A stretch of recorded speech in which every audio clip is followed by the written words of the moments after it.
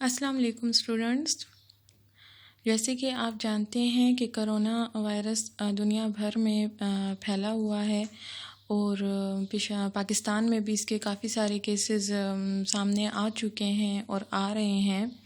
تو اسی وجہ سے تعلیمی ادارے جو ہیں وہ بند کر دیے گئے ہیں تاکہ اس کو پھیلنے سے روکا جا سکے۔ تو اس وجہ سے ہمارا قیمتی وقت ضائع نہ ہو، آپ کا بھی، تو اس وجہ سے ہم نے آن لائن کلاسز سٹارٹ کی ہیں۔ لائٹ اسکول نے آن لائن کلاسز ارینج کی ہیں فار یو اسٹوڈنٹس۔ تو آج ہم لوگ اسلامیات سٹارٹ کریں گے۔ یہ آپ کی اسلامیات کی کتاب ہے اور آج سے ہم اسلامیات کی ریڈنگ سٹارٹ کریں گے۔ تو سب سے پہلے میں آپ کو آپ کا کورس کنٹینٹ بتاتی ہوں کہ میعاد اول میں آپ کے کون کون سے باب جو ہیں وہ انکلوڈ ہیں اور آپ نے کون کون سے اپنے جو ہے لیسنس پریپیئر کرنے ہیں میعاد اول کے لیے۔ تو چلیں بسم اللہ کرتے ہیں۔ جی، تو یہ فہرست ہے، یہ آپ کی دیکھیں بک ہے اور یہ آپ کی فہرست ہے جس میں ہمیں تمام چیپٹرز جو ہیں وہ گیون ہیں۔ تو جو سب سے پہلا باب ہے وہ ہے قرآن مجید۔ اس میں آپ جو پریپیئر کریں گے وہ ہوگا ناظرہ قرآن، پیج نمبر 1 پہ ہے۔ یہ آپ جو ہیں آپ کے میعاد اول میں انکلوڈیڈ ہے، اوکے، یہ شامل ہے۔ تو باب 1 میں قرآن مجید میں آپ نے ناظرہ کرنا ہے۔ دین دوسرا باب میں ایمانیات و عبادات، اس میں آپ کا جو ٹاپک انکلوڈ ہے وہ ہے اللہ تعالیٰ پر ایمان۔ جسٹ یہ 1 ٹاپک جو ہے وہ آپ کا دوسرا باب جو ہے اس میں انکلوڈیڈ ہے، اوکے، باقی کے 2 نہیں ہے شامل۔ دین ہمارے پاس 3rd باب ہے سیرت طیبہ۔ اس میں آپ کا جو انکلوڈیڈ ہے ٹاپک وہ ہے حضرت محمد صلی اللہ علیہ وآلہ وسلم کا مثالی بچپن۔ تو 3rd باب میں ہم نے اس کو جو ہے وہ پڑھنا ہے، اوکے، یہ والا ہمارا ٹاپک انکلوڈیڈ ہے۔ دین ہمارے پاس ہے چوتھا باب جو ہے وہ اخلاق و آداب ہے۔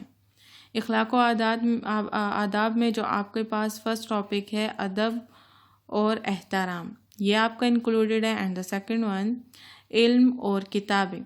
تو یہ 2 ٹاپک آپ کے جو ہیں وہ چوتھے باب میں انکلوڈیڈ ہیں، آپ کے چوتھے باب میں سے لیے گئے ہیں اور یہ آپ کے میعاد اول میں یعنی فرسٹ ٹرم میں انکلوڈیڈ ہیں، اوکے۔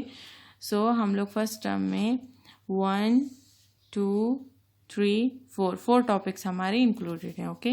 چلیں تو جو ہمارا دوسرا باب ایمانیات و عبادات میں جو ہمارا ٹاپک ہے اللہ تعالیٰ پر ایمان، اس کو سٹارٹ کرتے ہیں پیج نمبر 8 پر۔ سو آپ لوگ پیج نمبر 8 نکالیں۔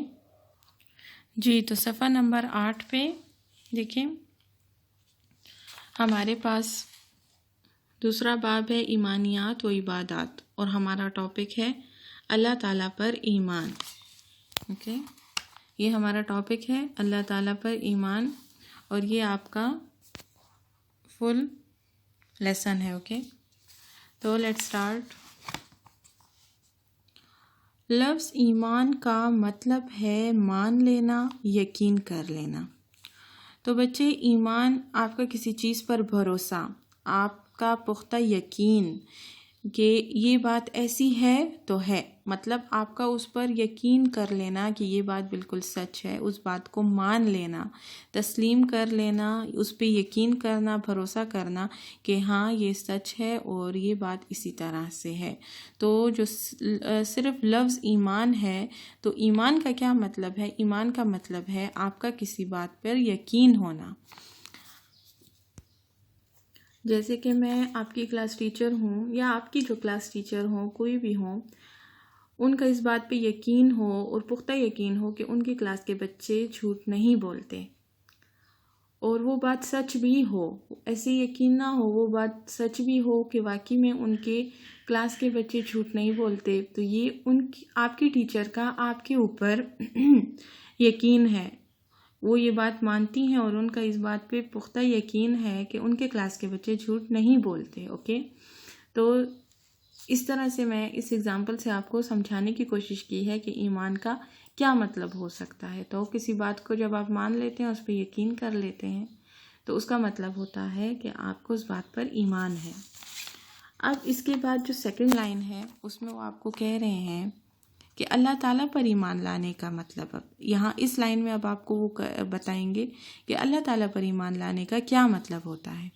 تو اللہ تعالیٰ پر ایمان لانے کا مطلب ہے زبان و دل سے اس بات کا اقرار کر لینا کہ اللہ تعالیٰ ہی عبادت کے لائق ہے، وہ اکیلا ہے، اس کا کوئی شریک نہیں. صحیح ہے.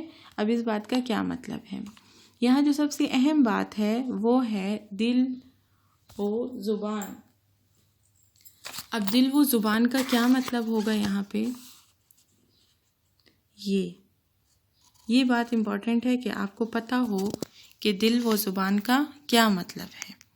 ایک بات ہوتی ہے جو آپ صرف زبان سے اس بات کا اقرار کرتے ہیں کہ جی ہاں یہ بالکل صحیح ہے، ٹھیک ہے، لیکن آپ اس بات کو دل سے نہیں مانتے. تو یہ بات تو آپ جانتے ہیں نا کہ جو دل کی بات ہے وہ تو صرف آپ جانتے ہیں یا اللہ تعالیٰ جانتے ہیں. جو آپ کے سامنے شخص کھڑا ہوگا وہ اس کو تو آپ کی زبان پہ یقین ہوگا نا، وہ تو آپ کے دل کی بات کو نہیں جانتا، نہیں سمجھتا. تو زبان و دل سے مراد کہ جو بات بھی آپ مانتے ہیں، کہتے ہیں، اس کا آپ صرف زبان سے اقرار نہ کریں، آپ دل سے بھی اس بات کو مانیں، تسلیم کریں کہ ہاں یہ بات ایسی ہے. اوکے، تو زبان و دل سے اس بات کا اقرار کر لینا، یعنی اس بات کو آپ مان لیں، اقرار کریں کہ اللہ تعالیٰ ہی عبادت کے لائق ہے، کہ اللہ تعالیٰ ہی ہے جو کہ عبادت کے لائق ہے. اللہ تعالیٰ کے سوا کوئی بھی ایسی ذات نہیں ہے جو کہ جس کی عبادت کی جائے. لائق ہونا کہ مطلب اللہ تعالیٰ ہی اس قابل ہیں کہ ان کی عبادت کی جائے. کوئی اور شخص یا کوئی اور ذات اس بات کے قابل نہیں ہے کہ اس کی عبادت کی جائے. اوکے، وہ اکیلا ہے، اس کا کوئی شریک نہیں. وہ اکیلا ہے، اس کا مطلب یہ ہوا کہ اللہ تعالیٰ ایک ہیں، دوسرا اللہ یا اللہ تعالیٰ کے جیسا اور کوئی بھی نہیں ہے، اس کا کوئی شریک نہیں. شریک کا مطلب کہ اللہ تعالیٰ کے علاوہ اور کوئی بھی نہیں ہے. مطلب جیسے کہ اب ہم لوگ کہہ سکتے ہیں کہ ہمارے ماں باپ ہیں، ہمارے بہن بھائی ہیں، ایسے ہم بولتے ہیں نا، جیسے کہ آپ ہیں، آپ کے ماما بابا ہیں نا، اور اسی طرح آپ کے بہن بھائی بھی ہوں گے. لیکن اللہ تعالیٰ ایک ہے اور اکیلا ہے اور اس کا کوئی شریک نہیں. مطلب نہ اس کا کوئی باپ ہے، نہ اس کی کوئی ماں ہے، نہ اس کی کوئی اولاد ہے، نہ اس کا کوئی بھائی بہن ہے. تو اللہ تعالیٰ ایک ہیں. تو ہمیں اس بات کا یقین کرنا ہے، ورنہ ہمارا ایمان مکمل نہیں ہوگا کہ اللہ تعالیٰ ایک ہے اور اس کا کوئی شریک نہیں ہے. ہمیں اس بات پر پختہ ایمان لانا ہے کہ اللہ تعالیٰ ہی عبادت کے لائق ہیں. مطلب جب ہم مسلمان کا یہ ایمان ہے کہ اس کو اس بات کا دل اور زبان سے اقرار کرنا ہوتا ہے کہ اللہ تعالیٰ عبادت کے لائق ہے، مطلب دوسری کوئی ذات ایسی نہیں ہے جس کی عبادت کی جا سکے، اور اللہ تعالیٰ ایک ہے، اکیلا ہے، اس کا کوئی بھائی بہن، کوئی اولاد نہیں ہے، اور اس کا کوئی بھی شریک نہیں ہے، یعنی اس کی ذات میں اور کوئی نہیں ہے، وہ ایک اکیلا ہے. دوسری لائن میں ہے اللہ تعالیٰ نے اس کائنات کو پیدا کیا، اس کو پیدا کرنے اور اس کا انتظام چلانے میں کوئی اس کا شریک نہیں. اب اس بات کا یہ مطلب ہے کہ اللہ تعالیٰ نے اس کائنات کو پیدا کیا. کائنات کا کیا مطلب ہوتا ہے؟ کائنات کا مطلب ہے دنیا.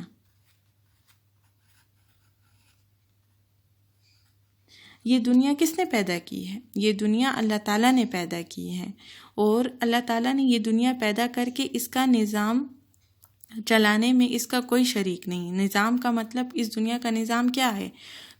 صبح جب آپ اٹھتے ہیں روشنی ہوتی ہے، سورج نکلتا ہے نا، اس کے بعد شام ہوتی ہے، اندھیرا ہو جاتا ہے، سورج غروب ہو جاتا ہے نا، پھر رات کو چاند ستارے نکل آتے ہیں نا، پھر صبح آپ کو چاند ستارے نظر آتے ہیں نہیں، صبح ہمیں سورج نظر آتا ہے. اسی طرح بارشوں کا برسنا، اسی طرح بادلوں کا آنا، اسی طرح سے پھول پودوں کا اگنا، پرندوں کا چہچہانا، یہ سارا نظام کون چلا رہا ہے؟ یہ سارا نظام صرف اور صرف اللہ تعالیٰ چلا رہے ہیں، اور ان کا اس نظام چلانے میں کوئی شریک نہیں ہے۔ اس کا مطلب یہ ہے کہ صرف اللہ ہی کی وہ ذات ہے جو کہ یہ نظام چلا رہی ہے، اور کوئی نہیں ہے ان کی اس میں مدد کرنے والا، صرف ایک اکیلا اللہ ہے جو اس نظام کو چلا رہا ہے۔ اس کے بعد ہے وہ ہر وقت ہر جگہ موجود ہے، وہ ہمیشہ سے ہے اور ہمیشہ رہے گا۔ اللہ تعالیٰ ہر جگہ موجود ہیں۔ اگر آپ کہتے ہیں کہ آپ کسی ایسے کمرے میں اپنے گھر کے کھڑے ہیں جہاں پر آپ کو کوئی نہیں دیکھ سکتا، تو صحیح بات ہے، اگر آپ اس کمرے میں اکیلے ہیں تو آپ کو کوئی نہیں دیکھ سکتا، لیکن اللہ تعالیٰ آپ کو دیکھ سکتے ہیں۔ آپ ہر جگہ بھی، کسی بھی جگہ اس دنیا میں چلے جائیں، کہیں بھی چلے جائیں، لیکن آپ کبھی بھی اللہ تعالیٰ کی نظروں سے بچ نہیں سکتے۔ وہ آپ کو ہر وقت ہر جگہ دیکھ بھی رہا ہے اور سن بھی رہا ہے۔ اوکے، وہ ہمیشہ سے ہے اور ہمیشہ رہے گا۔ اللہ تعالیٰ ہمیشہ سے تھے، آپ کو اللہ تعالیٰ نے پیدا کیا ہے، اور اللہ تعالیٰ ہمیشہ رہیں گے۔ وہ ایک واحد ایسی ذات ہے جو کہ ہمیشہ رہنے والی ذات ہے۔ ہم لوگ ختم ہو جائیں گے، ہم مر جائیں گے، ہمارے بعد اور نسلیں آئیں گی اور لوگ پیدا ہوں گے، لیکن اللہ تعالیٰ کی واحد ذات ایسی ہے جو ازل سے ہے اور ابد تک رہے گی۔ اوکے، یعنی اللہ تعالیٰ کی ذات جو ہے وہ شروع سے تھی اور آخر تک رہے گی۔ اوکے، دنیا کی کوئی شے اس سے چھپی ہوئی نہیں ہے۔ اللہ تعالیٰ سے اس دنیا کی کوئی بھی چیز چھپی ہوئی نہیں ہے۔ چھپی ہوئی مطلب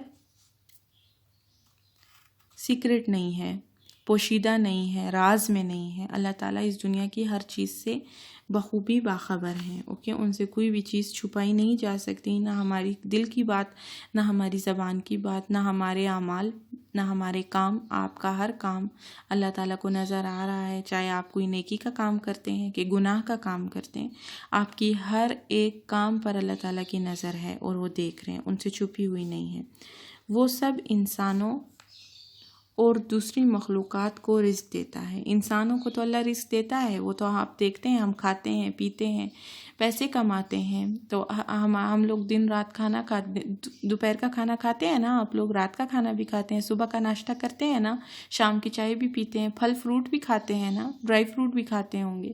تو یہ ساری چیزیں آپ کو کون دیتا ہے؟ یہ رزق ہے جو اللہ تعالیٰ آپ کو دیتے ہیں۔ دوسری مخلوقات کا مطلب ہے چرند پرند، مطلب پرندے، جو مچھلیاں ہیں، کیڑے مکوڑے ہیں، اسی طرح سے جو باقی مخلوقات ہیں جو ہمیں نظر آتی ہیں، نہیں نظر آتی، جو بھی ہے، تمام مخلوقات کو رزق اللہ تعالیٰ دیتے ہیں۔ اس نے ہمیں کھانے کے لیے اناج، پھل، سبزیاں اور طرح طرح کی نعمتیں دی ہیں۔ اللہ تعالیٰ نے ہمیں کھانے کے لیے اناج دیا ہے نا۔ اناج مطلب یہ جو روٹی ہم کھاتے ہیں، جو گندم ہم کھاتے ہیں، یہ اناج ہے۔ جو چاول ہم کھاتے ہیں، یہ بھی اناج ہے۔ پھل، جو فروٹ ہم کھاتے ہیں، سبزیاں، جو ویجیٹیبلز ہم کھاتے ہیں، کھانے میں بناتے ہیں، اور طرح طرح کی نعمتیں دی ہیں۔ اور اللہ تعالیٰ نے ہمیں مختلف قسم کی نعمتوں سے نوازا ہے اور ہمیں دی ہیں۔ اس نے ہمیں پینے کے لیے پانی کتنی بڑی نعمت ہے۔ جب ہم رمضان میں روزے رکھتے ہیں اور ہم پانی شام تک نہیں پی سکتے سحری کے وقت سے، تو ہمیں کتنی طلب ہوتی ہے کہ ہم کب پانی پئیں، اور سب سے پہلے گرمیوں میں پھر ہم سب سے پہلے پانی ہی پر افطاری میں ہمارا وہ ہوتا ہے کہ بس ہم پانی پئیں۔ تو اگر پانی نہ ہوتا تو سوچیں، جب آپ کچھ گھنٹے نہیں گزار سکتے پانی کے بغیر، تو کیا ساری زندگی پانی کے بغیر گزار سکتے ہیں؟ کبھی بھی نہیں۔ تو یہ ایک نعمت ہے، اللہ کی بہت بڑی نعمت ہے، اور ہمیں اس کو ضائع نہیں کرنا چاہیے۔ اور اسی طرح دودھ جو ہے وہ بھی اللہ تعالیٰ کی ایک نعمت ہے۔ اللہ ہی بارش برساتا ہے اور بیج سے پودا اگاتا ہے۔ اللہ تعالیٰ جو ہے وہ بارش برساتے ہیں، جب بارش نہیں برستی تو کتنی گرمی ہو جاتی ہے۔ اسی طرح سے کچھ کھیت، کچھ پھل ایسے ہیں جو بارش کے بغیر اگ نہیں سکتے، ان کی کٹائی نہیں ہو سکتی، اسی لیے لوگ دعائیں کرتے ہیں کہ بارش ہو جائے ورنہ گندم خراب ہو جائے گی۔ تو اسی طرح سے بارش ہمارے زندگی میں بہت زیادہ اہمیت رکھتی ہے۔ اگر بارش نہیں ہوگی تو دریاؤں میں پانی نہیں ہوگا، سمندروں میں پانی نہیں ہوگا۔ اگر وہاں پانی نہیں ہوگا تو ہمیں پانی کیسے ملے گا؟ اور بیج سے پودا اگاتا ہے، اسی طرح اللہ تعالیٰ جو ہے وہ بیج سے پودا اگاتا ہے۔ بیج کا مطلب سیڈ آپ جانتے ہیں نا، جو جن سے پودے اگتے ہیں، جیسے کہ اب دیکھیں آم کے اندر کی جو ہڈی ہوتی ہے، وہ ہڈی جو اب نکال لیتے ہیں اور اس کو اگر آپ وہاں پر یہ مٹی میں بو دیں تو اور اس کو پانی دیتے رہیں تو کچھ دنوں بعد ایک چھوٹا سا پودا نکل آئے گا۔ اس کا مطلب ہے کہ اللہ تعالیٰ بیج سے پودا اگاتا ہے۔ یہ دیکھیں آپ کی سائنس کی بک ہے، یہ ہمارے پاس سیڈز ہیں۔ جب ہم سیڈز کو سوئل میں بو دیتے ہیں، اس کے بعد جو ہے وہ سیڈ سے ایک چھوٹا سا دیکھیں پودا زمین میں نکلتا ہے، وہ اوپر زمین کے اوپر، یہ دیکھیں یہ سیڈ ہے، سیڈ سے ایک ننھا سا پودا نکل رہا ہے۔ اب دیکھیں یہاں پر یہ نیچے اس کی روٹس ہیں، روٹس کے اوپر دیکھیں ایک چھوٹا سا پودا نکلا ہوا ہے، اس کے بعد دیکھیں وہ فلاورز نکالتا ہے، فلاورز جب گر جاتے ہیں پھر وہ ہمیں سیڈ دیتا ہے، وہ فروٹ اس سے ہمیں ملتا ہے۔ تو یہ دیکھیں یہ فل آپ کی سائنس کی بک میں پروسیس ہے، سیڈ جرمینیشن اس کو بولتے ہیں، یہ ہم پڑھیں گے، لیکن میں آپ کو یہ بتانا چاہ رہی تھی کہ کیسے ایک سیڈ سے اس پورے پروسیس کے تھرو یہ پودا نکلا ہے۔ تو یہ کیوں؟ یہ اللہ تعالیٰ کی قدرت ہے، یہ اللہ تعالیٰ جو ہیں وہ ہمیں بتا رہے ہیں کہ کس طرح کی نعمتوں سے اللہ تعالیٰ نے ہمیں نوازا ہے، اور ہمیں اللہ تعالیٰ کی نعمتوں کا شکر ادا کرنا چاہیے۔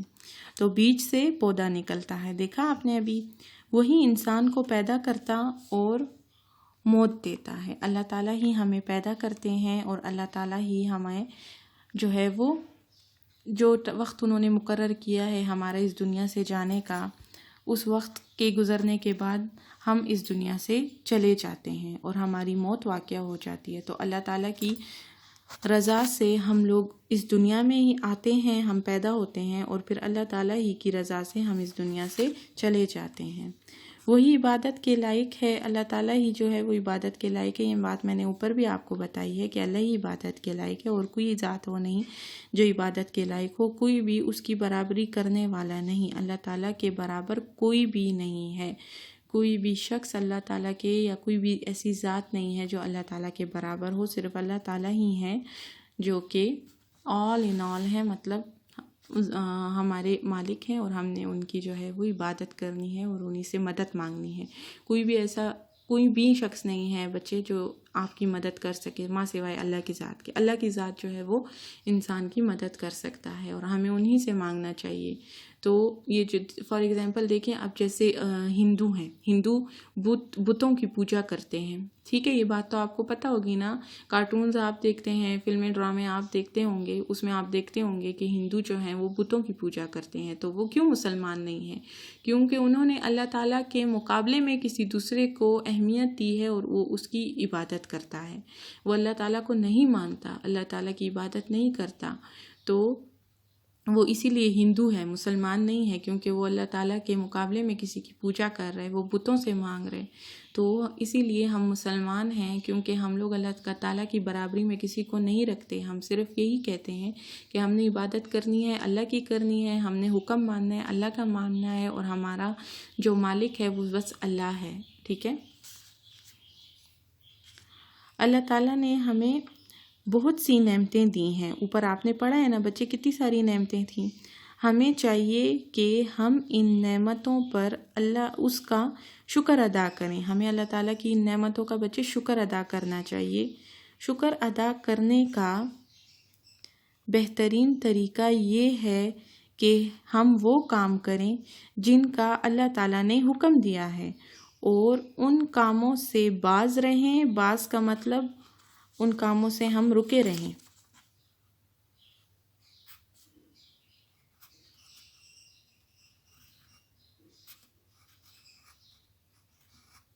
رک جانا، ہمیں ان کاموں سے رک جانا چاہیے جن کاموں سے اللہ تعالیٰ نے ہمیں منع فرمایا ہے، جن سے اللہ نے ہمیں منع کیا ہے۔ دیکھیں جن کاموں سے اللہ تعالیٰ نے ہمیں منع کیا ہے، ہمیں ان کاموں سے رک جانا چاہیے۔ شکر ادا کرنے کا ایک طریقہ اللہ کی عبادت کرنا ہے۔ اللہ تعالیٰ کی عبادت کرنا جو ہے وہ سب سے بہترین طریقہ ہے کہ ہم لوگ اللہ تعالیٰ کا شکر ادا کریں۔ اللہ کی عبادت کرنا، یہ جو ہم 5 وقت نماز پڑھتے ہیں تو ہمیں یہ ضرور پڑھنی چاہیے، 5 وقت پڑھنی چاہیے، تاکہ اللہ تعالیٰ خوش ہو جائیں. اور یہی سب سے بہترین طریقہ ہے کہ جب ہم اللہ تعالیٰ کی عبادت کریں اور تو ان کا شکر ادا کرنے کا یہ بہترین طریقہ ہے. اوکے یہاں پر دیکھیں بہترین طریقہ مطلب سب سے اچھا طریقہ.